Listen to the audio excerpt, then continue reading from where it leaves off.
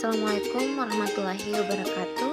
Perkenalkan, nama saya Fitra Madani dengan NIM A052331. Hari ini saya akan menjelaskan materi tentang pendekatan konsentris dalam pengembangan kurikulum pendidikan. Materi pertama yang akan saya jelaskan ialah landasan pengembangan kurikulum. Kurikulum bagi suatu pendidikan tidak bisa statis. Para ahli pendidikan dan kurikulum telah lama memahami bahwa kebudayaan merupakan salah satu dasar penting dalam pengembangan kurikulum. Selain aspek lain seperti pengembangan masyarakat, ilmu pengetahuan, teknologi, politik, dan ekonomi. Ki Hajar Dewantara 1936, 1945, dan 1946 juga menekankan bahwa kebudayaan adalah faktor mendasar yang menjadi akar pendidikan suatu bangsa. Ahli kurikulum lainnya seperti Fring 1993 menegaskan pentingnya kebudayaan sebagai dasar kurikulum dengan menyatakan bahwa kurikulum merupakan konstruksi dari budaya tersebut. Kebudayaan pun memiliki peran yang sangat penting dalam proses kurikulum, namun seringkali kurang diperhatikan oleh pengembang kurikulum. Dalam kenyataannya, proses pengembangan kurikulum sering lebih dipengaruhi oleh pandangan para pengembang yang berfokus pada pengembangan ilmu pengetahuan dan teknologi.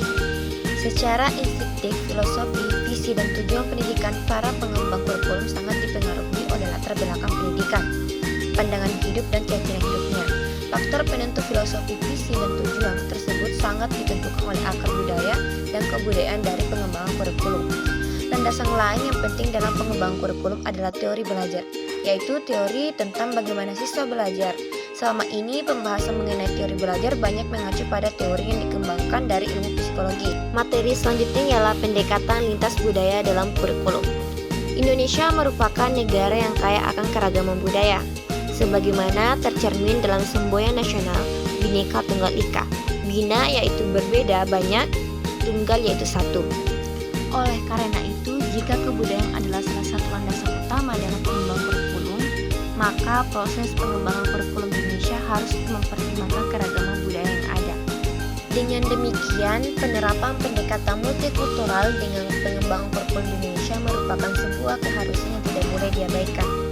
Dalam penerapan Undang-Undang Nomor 22 Tahun 1999 tentang otonomi daerah, tidak serta-merta membuat pendekatan multikultural diadopsi dalam pengembangan kurikulum di Indonesia.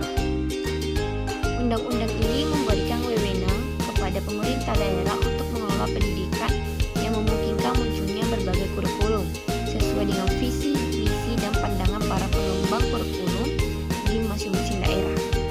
Berdasarkan posisi multikultural sebagai pendekatan dalam pengembangan kurikulum, pendekatan multikultural diartikan sebagai prinsip yang memanfaatkan keragaman budaya peserta didik dalam merumuskan filosofi, misi, tujuan, dan komponen kurikulum, serta menciptakan lingkungan belajar yang memungkinkan siswa untuk menggunakan budaya mereka sendiri dalam memahami dan mengembangkan berbagai wawasan, konsep, keterampilan, nilai, sikap, dan moral yang diharapkan.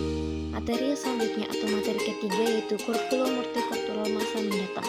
Pengembangan kurikulum harus mencakup 3 dimensi, yaitu kurikulum sebagai ide, kurikulum sebagai dokumen, dan kurikulum sebagai proses.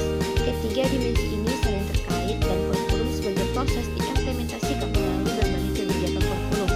Kebijakan-kebijakan tersebut berfungsi sebagai pelaksanaan operasional dari kurikulum sebagai ide.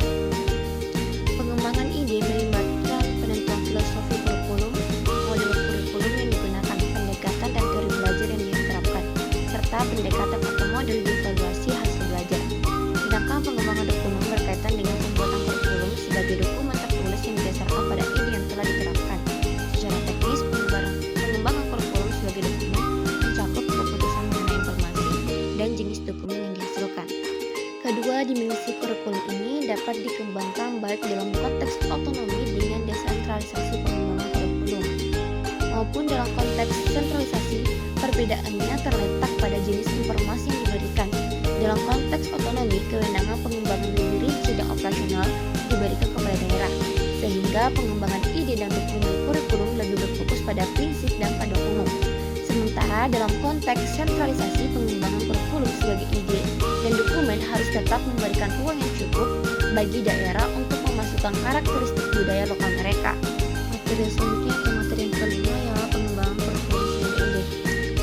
Pengembangan kurikulum sebagai ide adalah langkah awal dan langkah yang sangat menentukan karakteristik kurikulum di masa mendatang. Salah satu prinsip penting dalam pengembangan kurikulum multikultural adalah menghindari keseragaman dalam kurikulum seperti apa yang terjadi saat ini. Dan perlu kita ketahui bahwa kurikulum harus secara tegas menyikapi bahwa siswa bukan belajar untuk kepentingan mata pelajaran, tetapi mata pelajaran adalah untuk medium pengembangan kompetensi siswa. Oleh karena itu, pendekatan banyaknya materi yang harus dipelajari diganti dengan peningkatan cara belajar yang disebut. Materi selanjutnya adalah pengembangan kurikulum sebagai dokumen. Pengembangan kurikulum sebagai dokumen menyangkut pengembangan berbagai komponen kurikulum seperti tujuan, konten, pengalaman belajar, dan evaluasi. Tujuan adalah kualitas yang diharapkan dimiliki siswa yang belajar berdasarkan kurikulum tersebut. Pengembangan kurikulum multikultural harus terbuka pada berbagai pandangan dan pendekatan perumusan tujuan. Materi selanjutnya adalah materi pengembangan kurikulum sebagai proses. Pengembangan kurikulum sebagai proses sangat ditentukan oleh guru, baik dalam konteks sentralisasi maupun dalam konteks otonomi. Peran guru tersebut tetap sama. Mereka adalah pengembang kurikulum pada tataran empirik yang langsung berkaitan dengan siswa. Oleh karena itu, jika kurikulum yang dikembangkan tidak sesuai dengan apa yang sudah ditentukan dalam kurikulum sebagai ide dan kurikulum sebagai dokumen, maka kurikulum sebagai proses bukan lagi kelanjutan dari keduanya. Ada 4 hal yang harus diperhatikan guru dalam pengembangan kurikulum sebagai proses, yaitu posisi siswa sebagai subjek dalam belajar. Yang kedua, cara belajar siswa yang ditentukan oleh latar belakang budayanya. Yang ketiga, lingkungan budaya mayoritas masyarakat dan pribadi mahasiswa adalah entry behavior kultural siswa. Yang keempat, lingkungan budaya siswa adalah sumber belajar.